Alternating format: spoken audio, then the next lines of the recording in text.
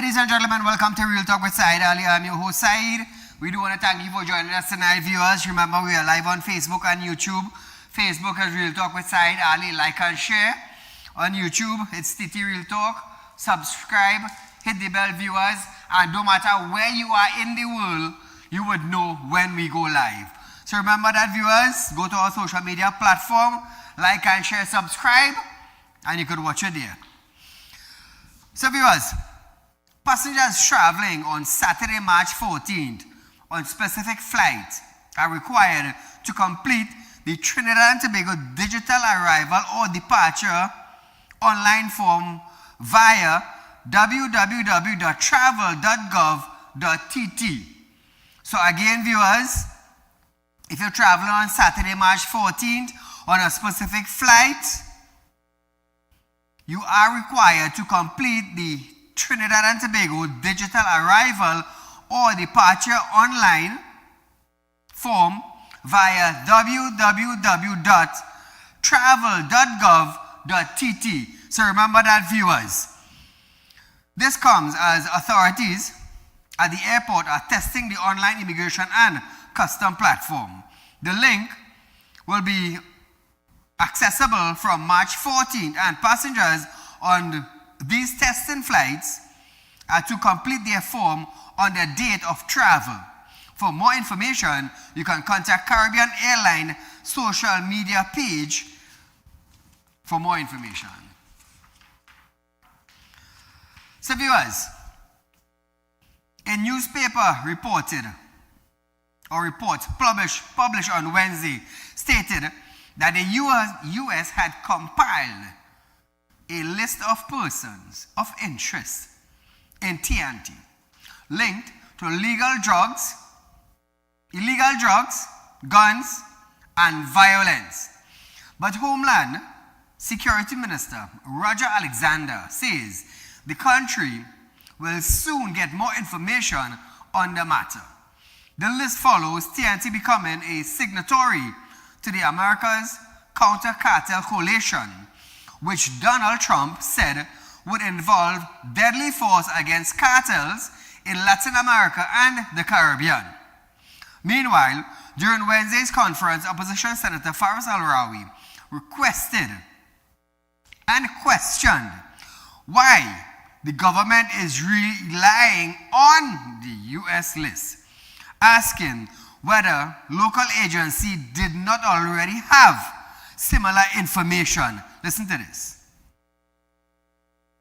You mean to tell me that Roger Alexander, after 3 periods of emergency, 2 states of emergency, does not have a list of his own, supplied to him by the Commissioner of Police, not as it relates to breach or disclosures of law, but you mean to tell me that Minister Alexander is telling us that the Trinidad and Tobago police don't have a list? So, viewers, Al-Rawi drew reference from previous SOEs saying the TTPS already has intelligence on organized criminal network. Faris.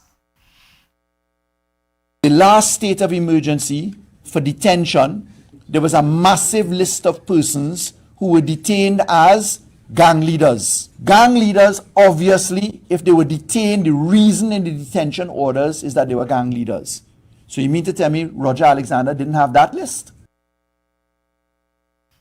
So, viewers, Faris himself said, I believe it was back in 2014, that they knew all. They know everybody. You understand?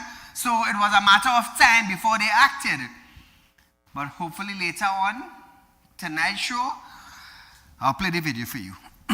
Now, he questioned the structure of national security oversight in TNT, pointing that under the Strategic Service Agency Act, the minister responsible for national security is supposed to oversee the country's intelligence agency, Faris.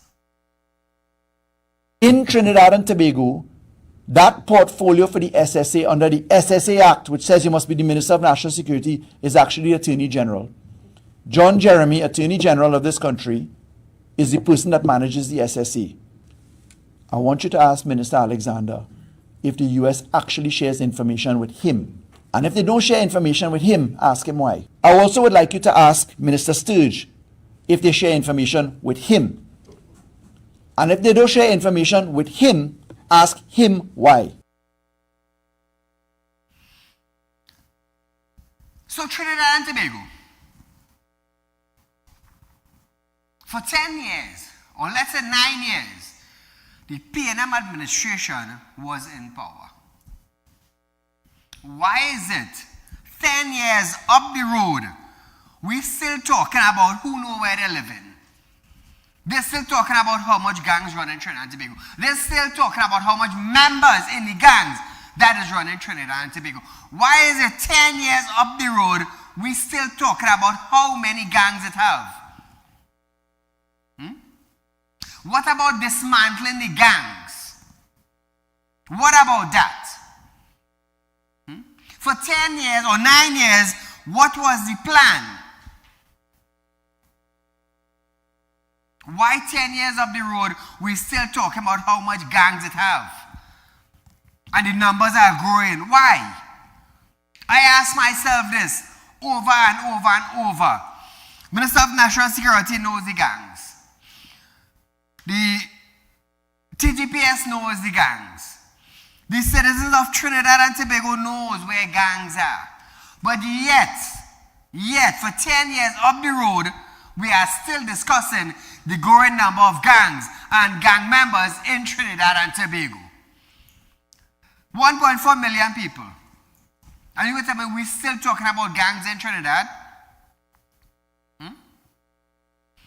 From Chagaramas to Guayari. If you pass through Chagaramas, you go through Toko, you come down Guaya in about 2 hours time. 2 to 3 hours time. You're reaching another point in Trinidad and Tobago. But yet we are in 2026 talking about how to dismantle gang. What is wrong? What is wrong? Why is it that the numbers are growing and not decreasing? Why? This is what I'm baffled to myself about. We have ministers come, ministers go. Commissioner come, commissioner go. Heads come and heads go. But yet, 10 years up the road, we are still discussing how many gangs I have. And the numbers are growing. So all that money that has been allocated to the Ministry of National Security, why is it that the gangs are not being dismantled in a 2x2 country with 1.4 million people? Why? The Attorney General knows how much gang, where the gangs are, and who the gangs are. The Commissioner of Police knows. Members of Trinidad and Tobago Police Force knows. The Army official knows. The Coast Guard knows. But yet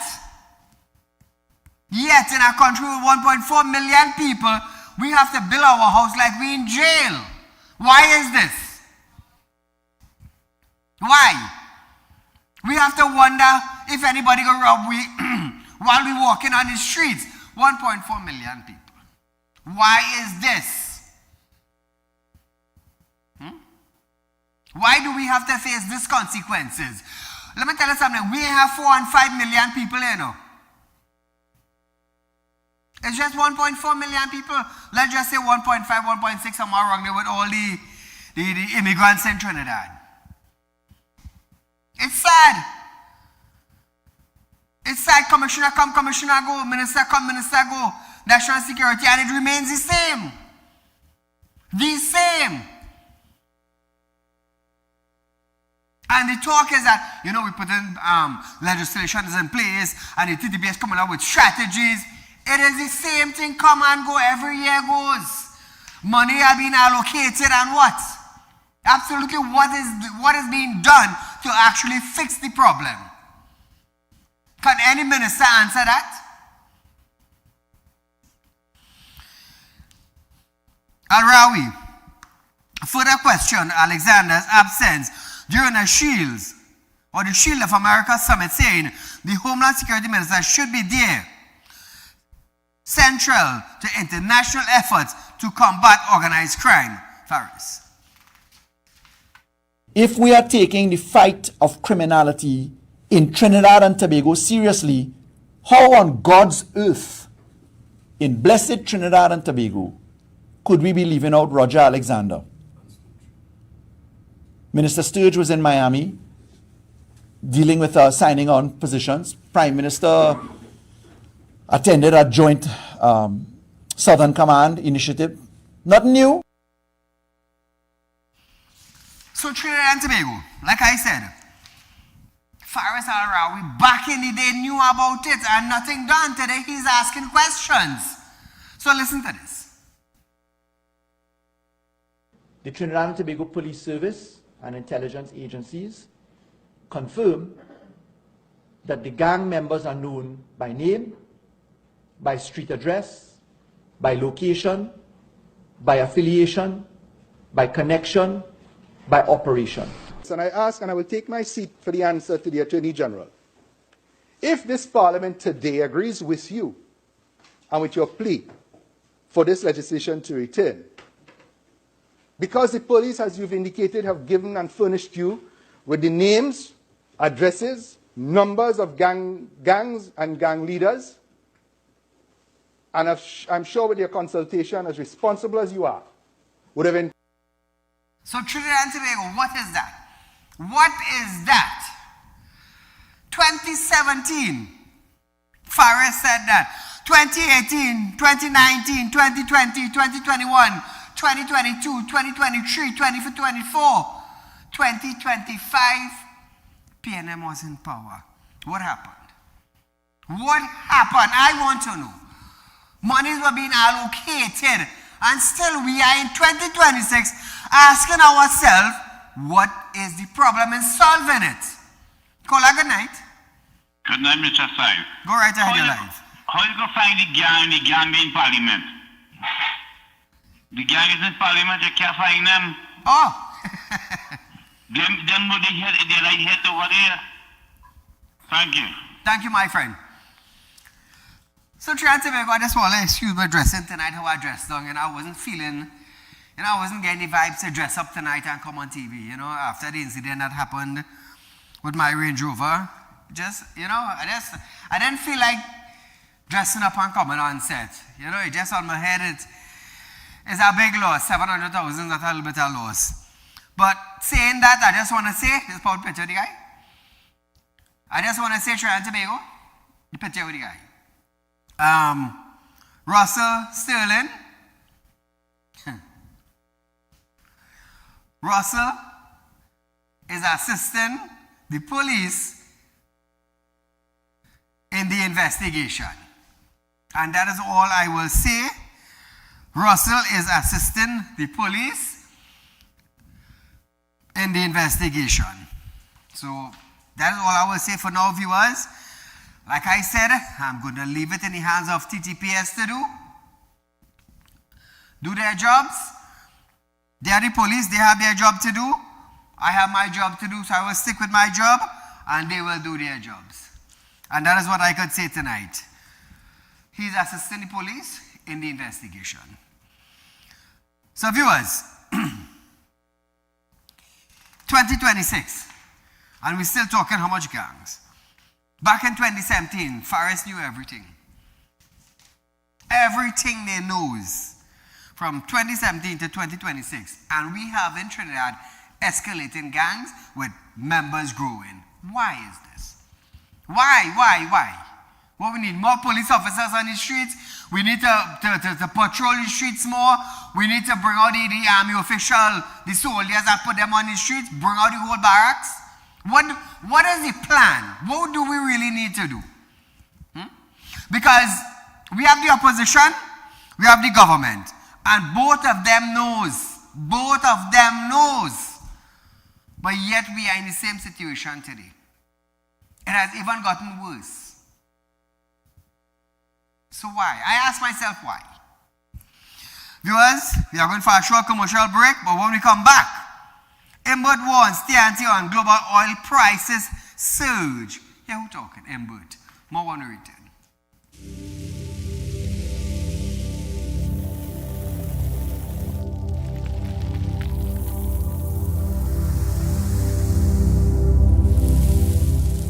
We'll be right back.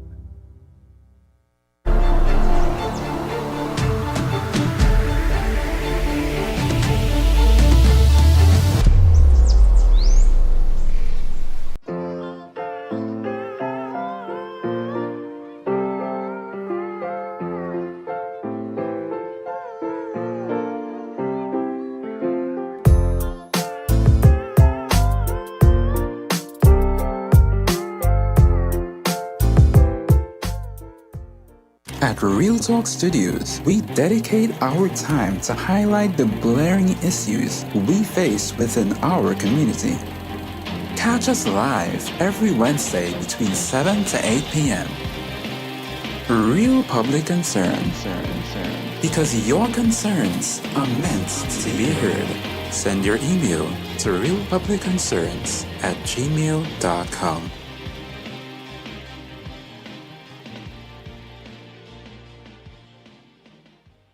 When life throws you a curveball and you need a clear path forward, trust Real Talk Wrecking Service to get you back on track. Whether you're stuck on the roadside or dealing with an unexpected breakdown, our 24/7 wrecking service is just one call away. Fast response, reliable towing, and a team that's got your back. At Real Talk Wrecking Service, we don't just tow, we rescue.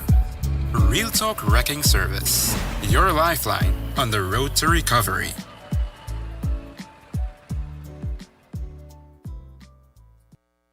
Welcome to Real Talk Financing and Investment, a place where your loans are guaranteed and you're rewarded with up to 5% upfront interest on your deposit. Why wait when you can invest with us today and reap the benefits? Speak with a representative at our central branch at 238-6716, 231-6219, or 339-1670, or our south branch at 242-9944, 241-0543, or 339-1670. Real Talk Financing and Investment. Investment company just for you. For you. For you. For you.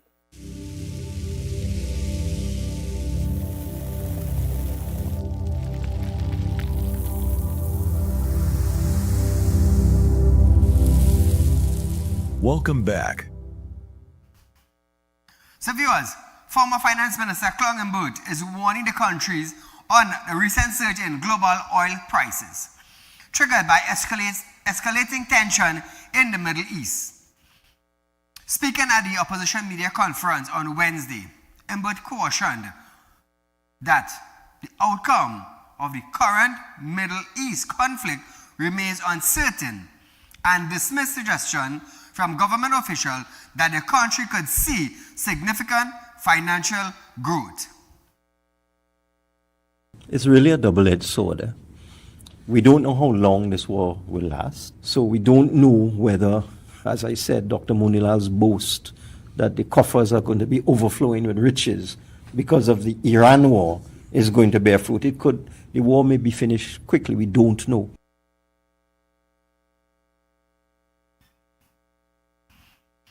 So viewers, drawing from how geopolitical crisis can last far longer than we expected, Mbert used the ongoing conflict stemming from Russia's 2022 invasion of Ukraine. Listen to Mbert one more time.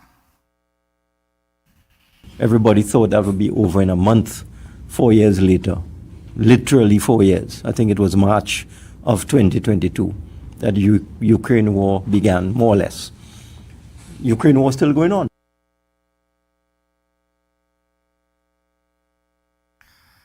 He said oil price briefly climbed above 100 US per barrel following the escalation, but later fell into the $80 bracket, 80 US dollar per barrel range after the US president indicated the conflict might be short-lived. So we might enjoy a short span of the $100 US per barrel.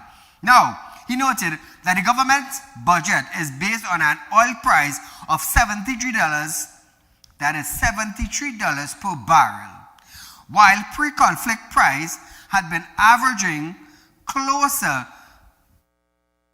to 60 US per barrel. Listen to this. It may not even balance out.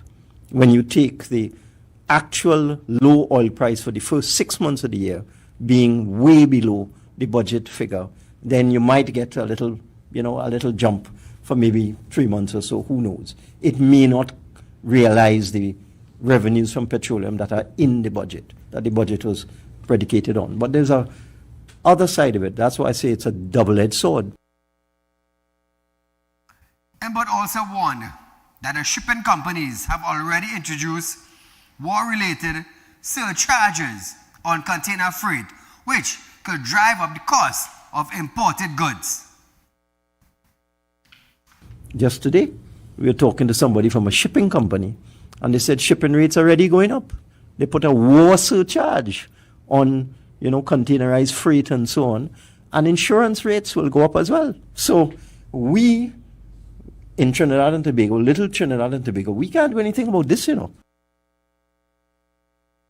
other news.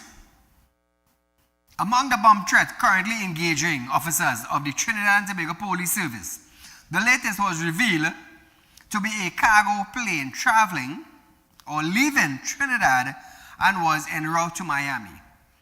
Communication between Miami International Airport Control Tower and the flight Caribbean 790 confirmed this. Listen to this, viewers. And I had a question for you, since it is a bomb threat. We're going to take him by Juliet in that spot, correct? So the aircraft is 8 minutes out. Did you guys want to have an escort to take him over to the box there by Juliet, or do you want me to give him taxi instructions?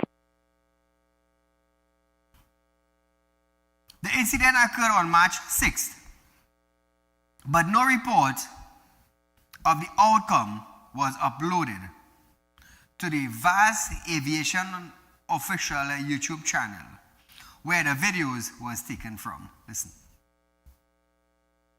Caribbean 790, Miami Tower, runway 9, clear to land. Clear to land, runway 9, Caribbean 790.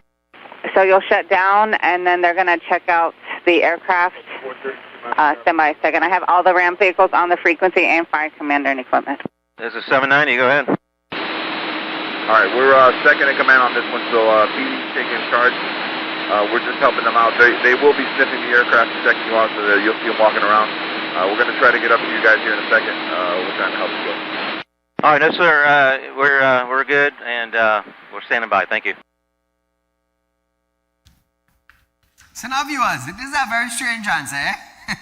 However, when questioned for further details, Homeland Security Minister Roger Alexander says bomb threats are not unusual. Listen to this. All the bomb threats you're talking about, right? There's a level of intelligence involved, so we want to keep it that way. How many have been reported thus far for the year? Well, it's a normal thing. Some people just get on their phone and make threats. There was one that was existing, that, at Rio Claro. Remember that? In the school.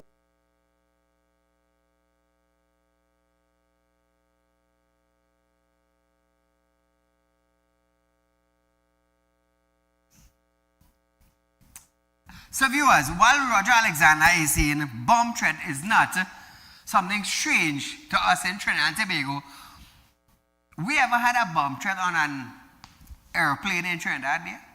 I believe this is the first. Because we always hear bomb threat close to bank, around bank areas, in ministry buildings, but first time on an airplane. But nevertheless, the way times are going, you never know what to expect. Other news. Criminal attorney Saieed Ali have stated that licensing officers must be treated with the same respect afforded to police officers. This after a confrontation went viral involving a maxi taxi driver and a licensing officer along the Southern Main Road in Curepe earlier this week. He stated that public often forget that licensed officers perform a law enforcement function and should be treated accordingly. Listen to this. They are simply doing what they have to do and executing the law under the Motor Vehicle and Road Traffic Act. We may not like the manner in which the law is being executed. We may think that some officials tend to be high-handed. But the job is a difficult job, and one has to do it. Police have since charged the maxi taxi driver with assault. Ali noted that motorists retain constitutional protection, but only when they remain within the law. Ali. If it is we stay within the parameters of the law, meaning we, being civilians, we as drivers are the nation's rules, then these officers cannot in any way infringe on our right to life, liberty, security of person, and enjoyment of property. Now, Trinidad and Tobago, while we, as law-abiding citizens, I would say, try to follow suit with respecting officers of all law enforcement. I am saying this without an apology. Law enforcement officers also have to understand how to speak to individuals. You see, I will tell you something. Yes, we have to respect the officers and them in all law enforcement agency. But at the same time, the law enforcement officers have to know how to speak to people.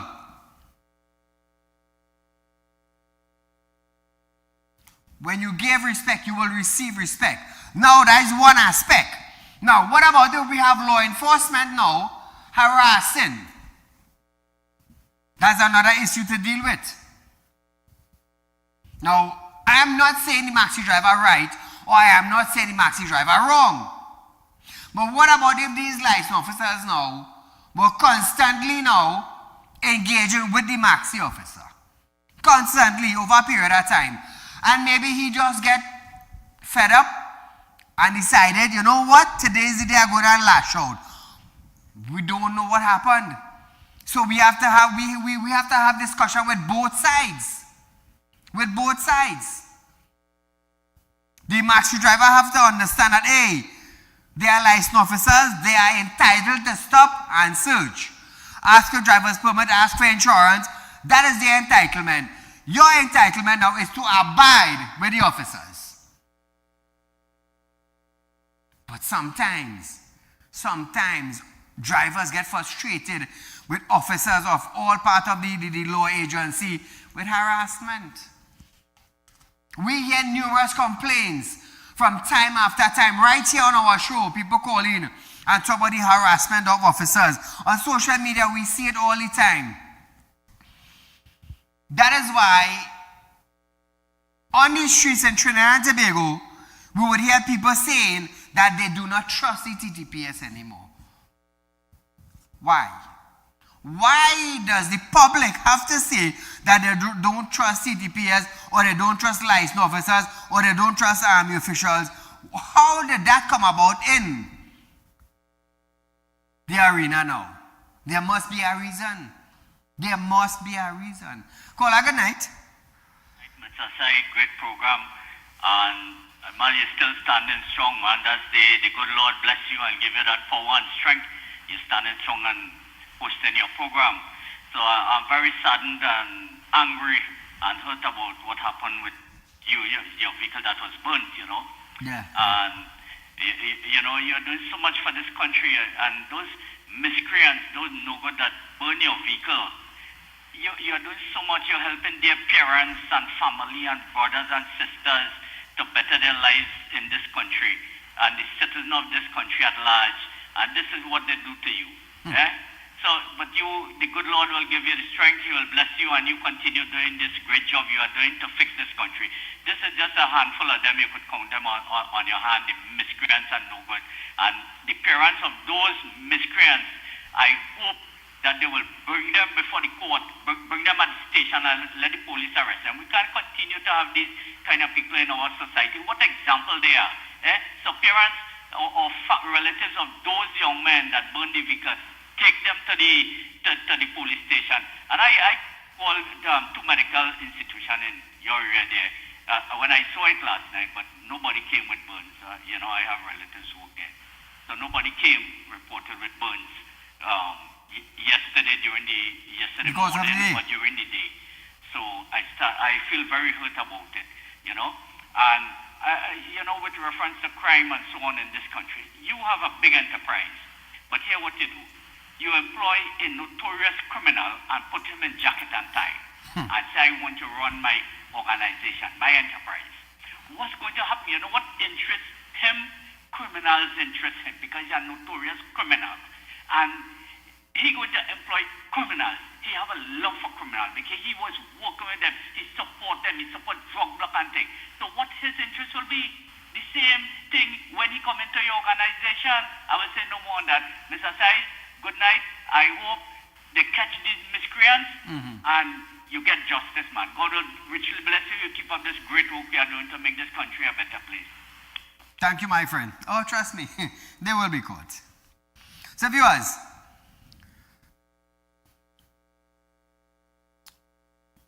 Attorney Ali, he also addressed the maxi taxi drivers in the viral video, noting that he should have filed an official complaint through the Maxi Taxi Association.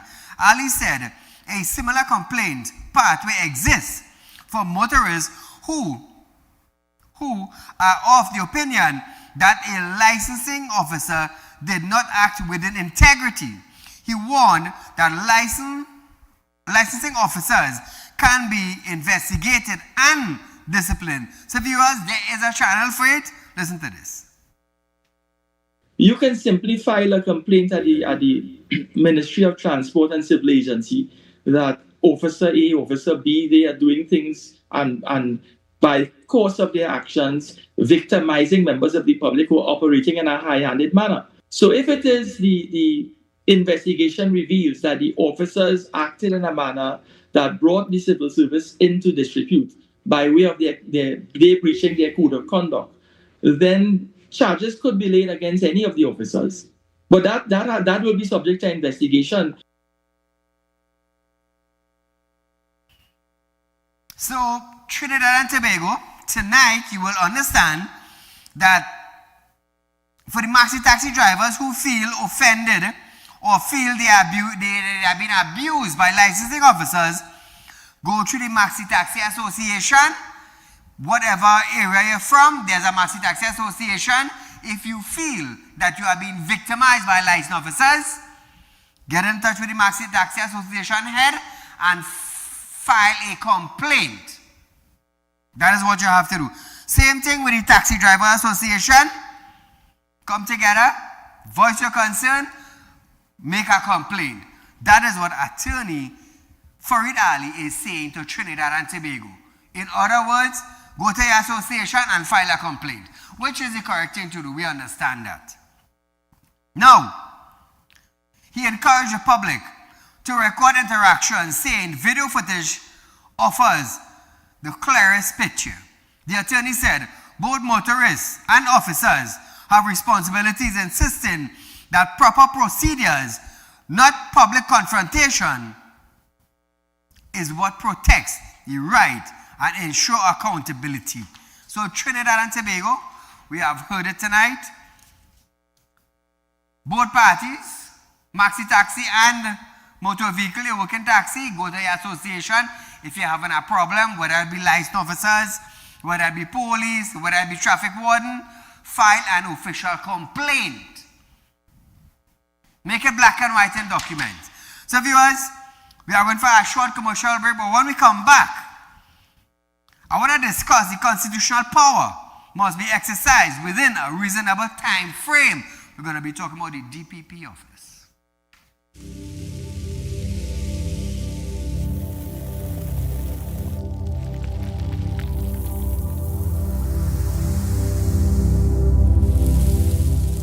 We'll be right back.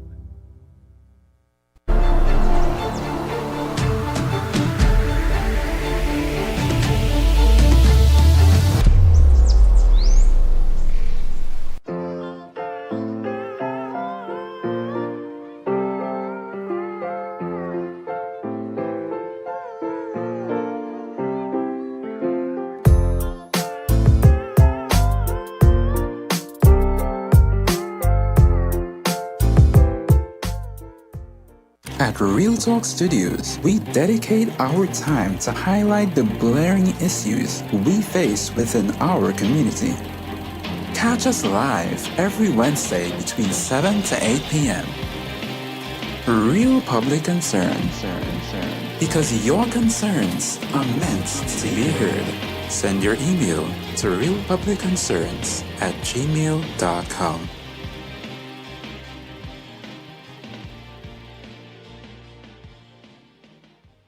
When life throws you a curveball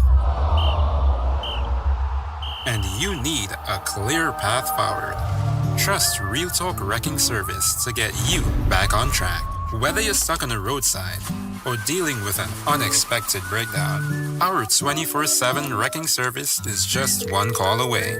Fast response, reliable towing, and a team that's got your back. At Real Talk Wrecking Service, we don't just tow, we rescue. Real Talk Wrecking Service, your lifeline on the road to recovery.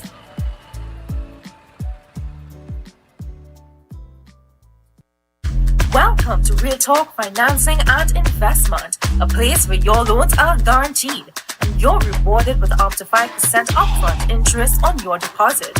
Why wait when you can invest with us today and reap the benefits? Speak with a representative at our central branch at 238-6716, 231-6219, or 339-1670, or our south branch at 242-9944, 241-0543, or 339-1670. Real Talk Financing and Investment. Investment company just for you. For you. For you. For you.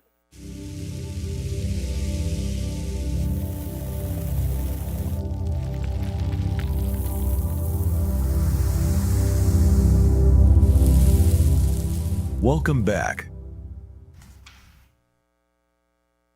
So viewers, for those of you who are now tuning in to Real Talk, after viewing the incident that happened with my Range Rover, I just wanted to let you all know that Sterling Russell is assistant police with the investigations. And I wouldn't say anything more. I don't want to compromise wherever it is that the police investigating. So I just want to let you all know that Sterling Russell is assisting the police officers with the investigation.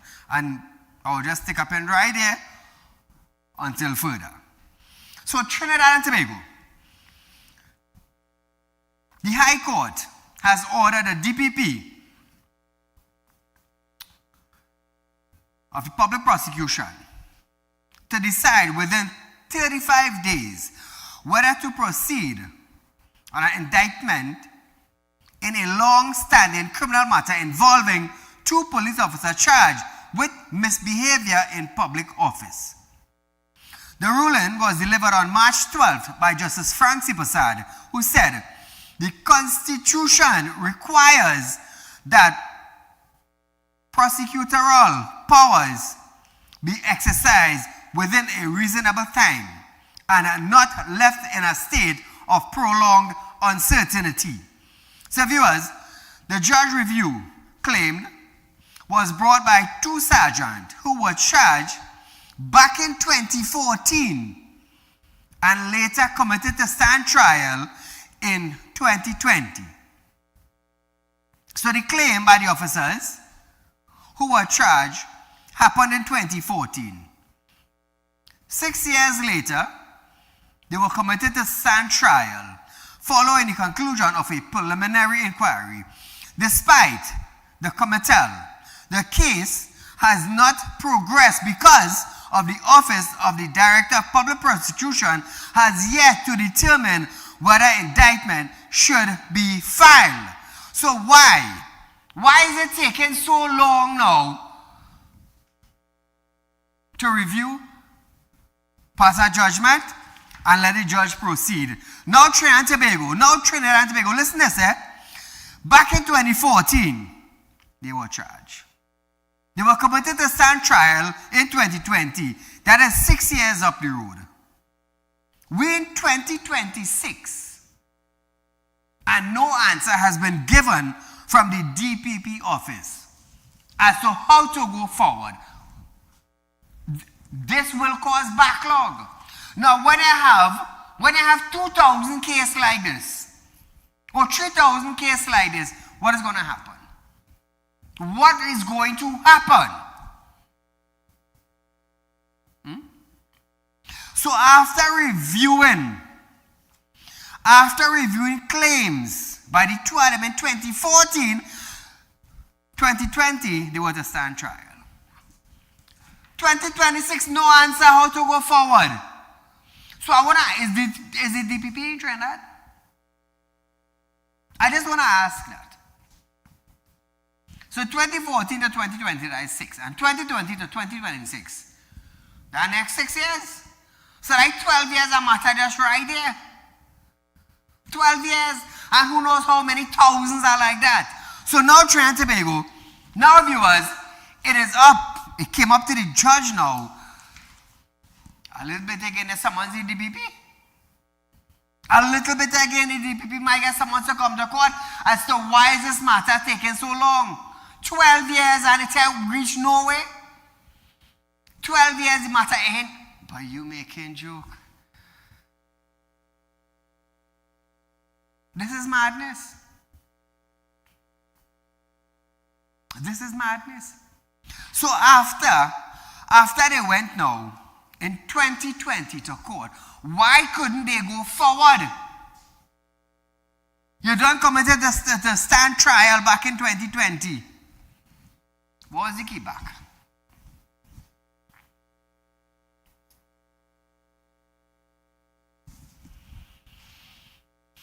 And this is the problem. This is the delay. So, how many prisoners are there now in prison, just like these two officers, waiting patiently? As the years go by, they're waiting. As the years go by, they're waiting. You come to court, your matter court, you present yourself with your attorney, both sides, left and right. This matter has been adjourned to 2028, and we're in 2026.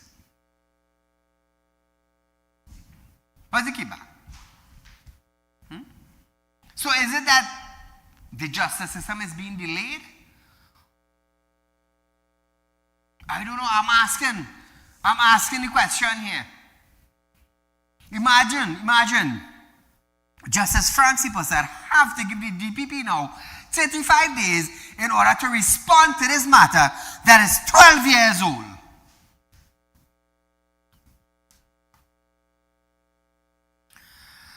Despite Comitel, the case has not progressed because the Office of the Director of Public Prosecution has yet to determine whether to indictment should be filed. Where is the key back?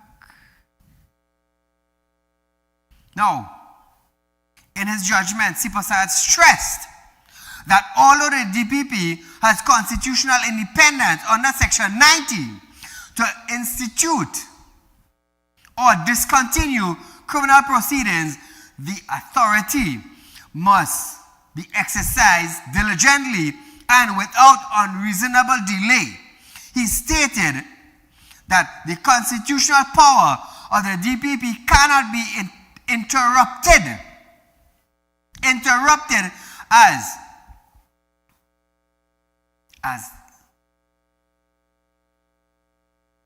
leniency for inaction, and must be carried out in a manner that upholds fairness and the proper administration justice. Now, the judge also rejected argument that the heavy caseload, staffing shortage, or administrative difficulties could justify the extended delay. 12 years? So wait, you're trying to tell me you had caseload, you had staff shortage, you have administration difficulties for 12 years? But what is this? So just imagine, I sit down now here in prison now for 12 years now, waiting. For 12 years, because somebody gets sick. The next person had diarrhea. This one can't read good. That one can't see good. That one get up late. The next one have a hangover. So I sit down for 12 years and digest it.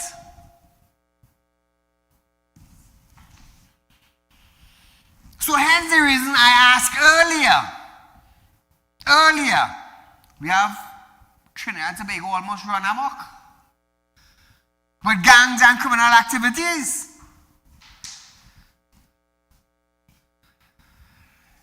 Imagine you get hold of a 5-piece marijuana. Are you taking 10 years to finish our case? 10 years. Boy, it's easy now. Call a good night. Yes, sir. Good night. Go right ahead, my friend. Yes, sir. Concerning your vehicle there, but sorry to hear about all going on there. I appreciate that, my friend. But let me tell you something, right? On that note too, police ain't gonna do nothing for you there. Just give you a heads up. They just can't solve nothing. Right? You gotta deal with that situation on your own, partner. I just telling you one time because I see worse than that and nothing ain't come out right now. So I understand what you're saying, my friend. Thanks so much. yeah, but on our next note, right? I just want to touch on something before I go to now. Tell me. I was reading an article, right? The same article with the guy about the confrontation with the licensing officers and everything. Yes, yes. Let me tell you something, right? From where I read an article there, the driver wrong and the license officer have all rights to them. You understand what I'm trying to tell you? Clark need to understand that the officers was wrong too. And them fellas are to be punished as well as the driver. Right? They don't take one hand to clap, you know. People need to understand that. Correct. And the man clearly say in the video that they accosted them and they grab him by his shirt first before the fight starts. So them start the fight and they have a next video circulating yesterday with a license officer talking on the motorist outside license office, you know, giving the man a ticket. So Clark needs to send the people for proper training to deal with the public before you put them fellas out there. Because them fellas have no training to deal with the public, boy. And you cannot give your officers and them right. Because the man can't get 100% wrong, you know. You're supposed to suspend your officers too. Who just take all the man key from the bus? Who just was fighting with the man outside? There's 2 officers involved in a fracas with the man, you know. Wow. And they're supposed to suspend the 2 of them while they charge the man. You can't just charge the man and let the officers and go back out there. Understand, yeah. Because that's what they're doing people by side, boy. Anyway, I don't want to take up too much of your time. Thank you, my friend. Enjoy your night, man. Thank you, my friend. So, viewers, in other news, Opposition Senator and former Foreign and CARICOM Affairs Minister Dr. Amy Brown has pointed to emergency cracks within the government's stance on the Middle East conflict, noting that 2 members now appear to be distancing themselves from the administration position supporting the United States and Israel war with Iran. Brown said he had taken note of comments made by Government Senator David Naked and Legal Affairs Minister Saddam Hussein, which suggested unease with the government's position. Listen to this.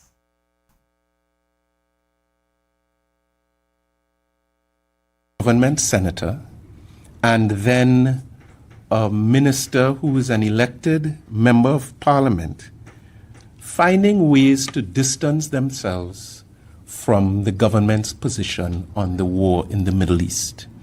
So I think both of them profess to be of Islamic faith, and it is clear would have experienced some distress at the government's series of media releases which gave explicit and specific support to the ongoing war in Iran and the Middle East. Now, Avery Brown, let me say something. I'll tell her this, Avery. The government has their stance on it. Kamala Prasad Bisesa is the Prime Minister of Trinidad and Tobago. When asked her a question, she will say what she has to say. On a government perspective and on a personal opinion, don't get caught up with it too. Don't get caught up with it too. Between a government perspective and a personal sight. It's two different things you're talking about. It's two different things you're talking about. I looked at both interviews. Don't get caught up with the personal side and the government side. It's two different things. So don't get tied up. Now, he further questioned the government recent participation in the US-led America's Counter-Cartel Coalition, which was discussed during the Shields of America Summit in the United States. This is what? Now, much has been said about this new coalition, or alleged new coalition, that the Prime Minister traveled to the United States of America to associate our republic with. But is it really brand new? The question to the Prime Minister upon her return, when she convenes her media conference at the Piarco International Airport. I'm speaking as a man of faith. What is the difference between what we've now joined and what the U.S. Secretary of State indicated that we joined in August of 2025, which was a U.S.-led coalition comprising Caribbean and Latin American countries operating to stop the flow of drugs into the United States of America? So viewers, like I said, you must not get between the personal view and the government point. Now, when asked, David Naked, he gave a personal view. A personal view should not be considered as the government view. That was a low blow, boy. Sad. It's sad. But nevertheless, Trinidad and Tobago, Minister of Trade, Investment and Tourism, Satyakama Maharaj, have stated that the Trinidad and Tobago is significantly closer to establishing a strong yachting system. Maharaj explained that opening up Trinidad entire west coast and the island of Tobago to capitalize on the nation's strategic position outside the hurricane belt will create a vibrant marine sector. Listen to this. We went into the whole day with the marine sector. We identified 20 impediments to the yachting, to the growth of the yachting industry. And after 8 months, next month we have solved the 15th one. We have the sail clear system. So you can, before you come in, you'll have all your approvals. You have to line up, right? And the yachts can come in. So now, viewers, he noted that the project has created economic potential. Because these are high value visitors. Somebody come in and spend 40, 50,000 US a month. Cruise ship come, the man spend $200 and he go back. Go eating and drinking in the cruise. We want the yachts to come here. You know where they come here to? To repair their boats. To get services here. And we have talent, extremely talented people. Trinidad and Tobago, I often say, what are we doing to promote tourism in Trinidad and Tobago? I have a yacht. And that is it on television there. Exotic, a beautiful boat. Very exotic, the interior, very, very exotic. And from time to time, I go Grenada, I look at their tourism. We go Barbados, we look at their tourism, and it's growing. But in Trinidad, it is dying. Why is it dying? Why? What do we have for the yachties to come into Trinidad and Tobago? What do we have in Trinidad to pull them from the Caribbean countries and bring them into Trinidad? What? Exactly what? Too much red tape. I will tell you that. Too much red tape. Too much, too much, too much. In order for the Yatis to leave the Caribbean and come down to Trinidad, you need to cut out 90% of the red tape. Let me tell you something. The amount of red tape it have for a Yati to come in Trinidad and Tobago is a stinking shame. It's a stinking shame. That, let me tell you something. Yatis coming from outside into Trinidad is US currency they're spending, not Trinidad and Tobago dollar. Not Trinidad and Tobago dollar. It's US currency. But then again, when we do have people who know about marketing, who know about strategies, who know about opening something to make something from nothing, what would you get? Nothing. I've always said, what do we have for tourism? What can we do to attract outsiders in our country? When Carnival done, that is it. That is it. Tourism done. We have to wait for the next year. Imagine that, eh? Imagine that. What do we have? What? So what we need is a department. Somebody who could have strategy and planning in order to pull. If your magnet not good, if your brain power is not good, but then you stay home and look for something else. So viewers, we have come to that time of our program. Oh, before I close off, I want you to listen to this.